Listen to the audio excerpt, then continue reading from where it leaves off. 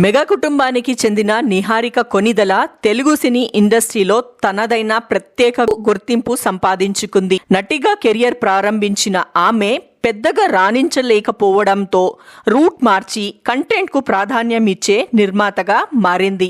యూత్ని ఆకట్టుకునే కథతో కొత్త టాలెంట్కు అవకాశాలు కల్పిస్తూ ప్రశంసలు అందుకుంటుంది.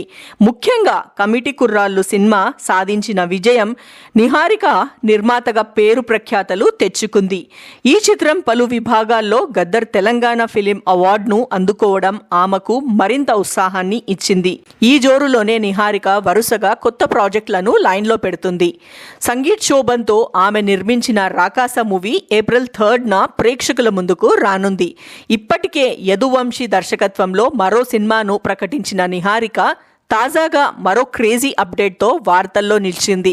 తన అన్న వరుణ్ తేజ్తో ఓ సినిమా నిర్మించడానికి ఆమె సిద్ధమవుతున్నారని ఇండస్ట్రీలో హాట్ టాపిక్ వినిపిస్తుంది. దీనికి సంబంధించిన అధికారిక ప్రకటన త్వరలోనే వచ్చే అవకాశం ఉందని కూడా సమాచారం.